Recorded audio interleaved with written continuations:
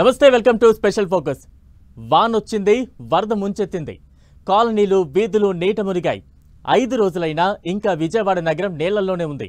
ఏపీలో కీలకంగా ఉన్న బెజవాడను ముంచేసింది ఆ వాగు. అందుకే ఏపీలో బుడమేరు వాగుపైనే చర్చ జరుగుతోంది. జరిగిందేదో జరిగిపోయింది. భవిష్యత్తులో అయినా ఇబ్బందులు రావద్దంటే బుడమేరు దారి రహదారి కావాల్సిందే. ఇప్పటిలాగే దాని దారి వంకలు తిరిగితే అది జనాలను ముంచేస్తుంది. బుడమేరు విజయవాడను ఎందుకు ముంచింది? బెజవాడను కమ్మేసిన బుడమేరు కథ ఏంటి? గతంలో ఎప్పుడూ లేని వరదలకు ఆక్రమణలే కారణమా?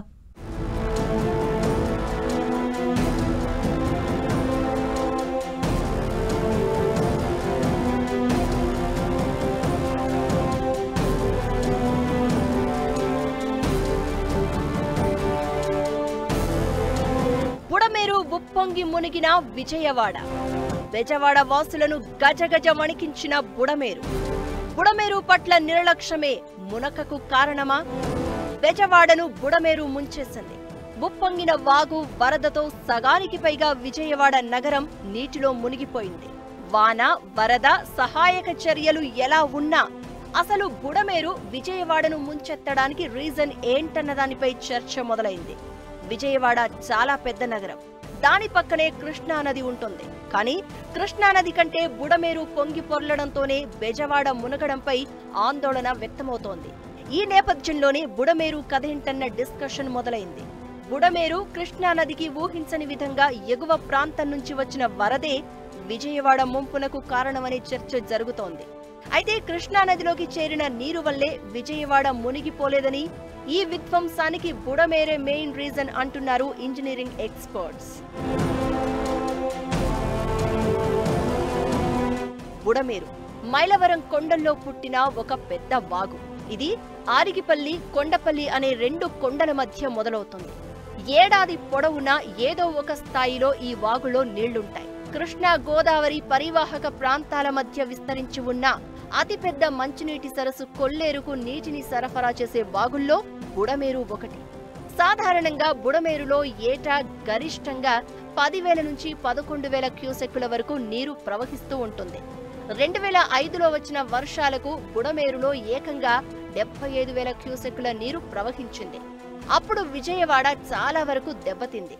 ఆ తర్వాత 2009లో కూడా అలాంటి పరిస్థితే ఎదురైంది.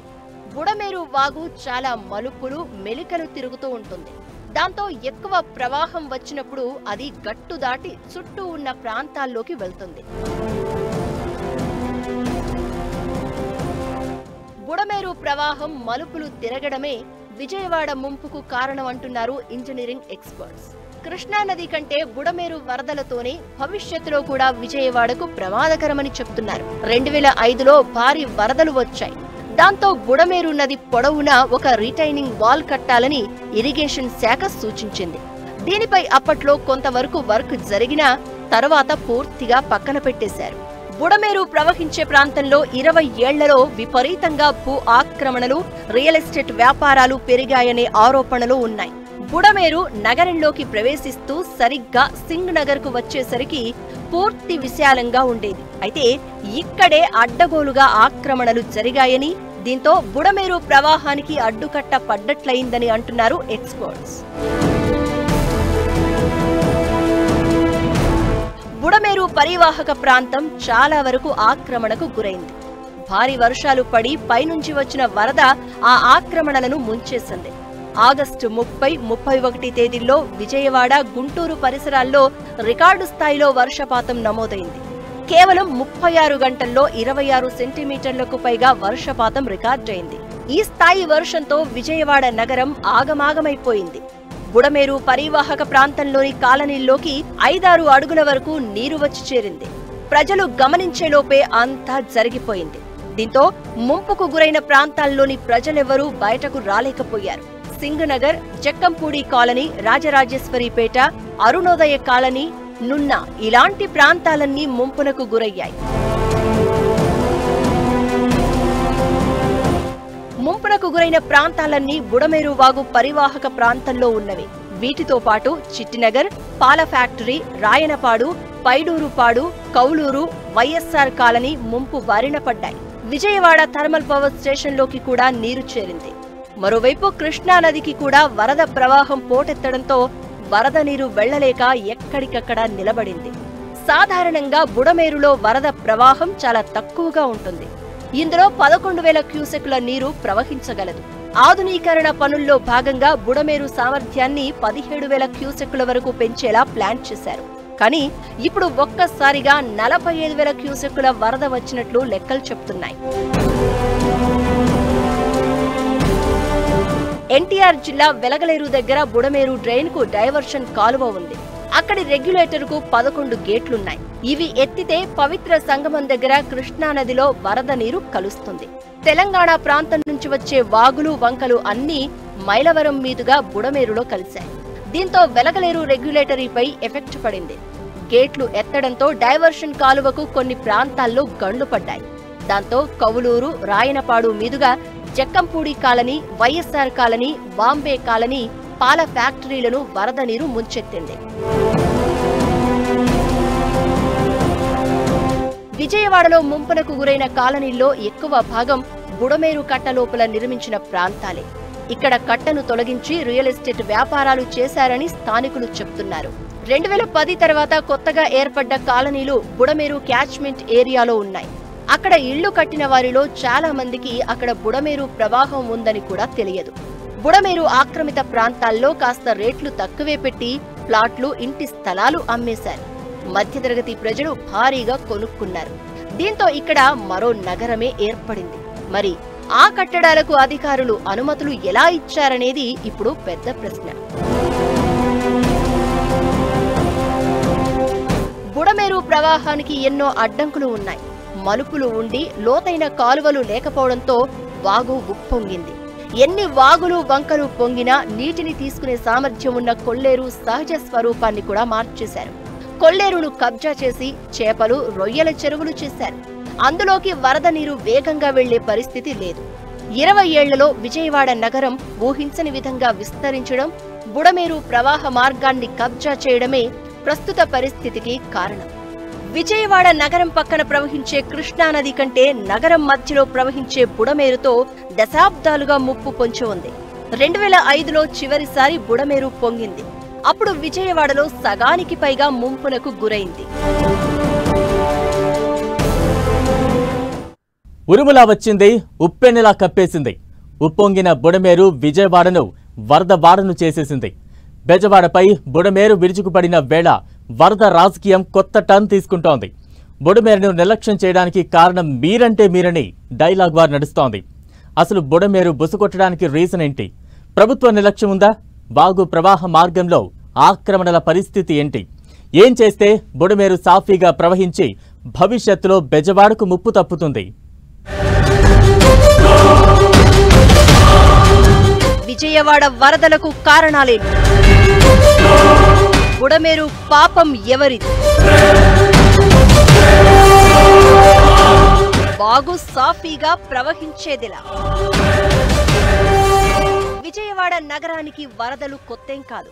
కృష్ణానది బుడమేరు ప్రవాహంతో 100 ఏళ్లలో 17 సార్లకు పైగా బెజవాడకు వరదలొచ్చాయి. 2005లో బుడమేరు ఉప్పొంగడంతో విజయవాడ నార్త్ ఏరియాలో భారీగా వరదలొచ్చాయి. దీంతో బెజవాడ మధ్య నుంచి వెళ్లే బుడమేరు ప్రవాహాన్ని మళ్లించాలని అప్పటి ఏపీ ప్రభుత్వం నిర్ణయించింది. బుడమేరు నీరు సిటీలోకి రాకుండా చూసేందుకు పోలవరం కాలువలోకి మళ్లించారు. 37,000 క్యూసెక్కుల సామర్థ్యం ఉన్న పోలవరం కాలువలోకి బుడమేరును కన్వర్ట్ చేస్తే విజయవాడ వాసులకు బుడమేరు బెడద తప్పుతుందని ప్రభుత్వం భావించింది. అందుకే వాగును పోలవరం కుడి కాలువతో లింక్ చేసే ప్రాంతంలో 11 గేట్లతో ఓ బ్యారేజీని ఏర్పాటు చేశారు. దాంతో బుడమేరు నీరు పోలవరం కాలువ ద్వారా కృష్ణానదిలో కలవడంతో అప్పుడు సమస్య పరిష్కారానికి టెంపరరీ సొల్యూషన్ దొరికింది.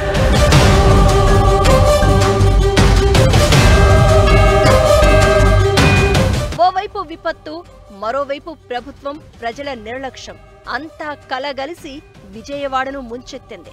వాగు నిర్వహణ సరిగ్గా లేక ఆక్రమణలను అరికట్టకపోవడంతో బుడమేరు ఉప్పొంగి బెజవాడను ముంచేసింది. బుడమేరు డైవర్షన్ ఛానల్ నిర్వహణను సరిగా పట్టించుకోలేదు. 2005 ఆగస్టు, సెప్టెంబర్ నెలల్లో చివరిసారి బుడమేరు వరదలు బెజవాడను ముంచెత్తాయి. వెలగలేరు దగ్గరున్న వాగు డైవర్షన్ ఛానల్ సామర్థ్యం సరిపోకపోవడంతో వరద ప్రభావం ఎక్కువైపోతుంది.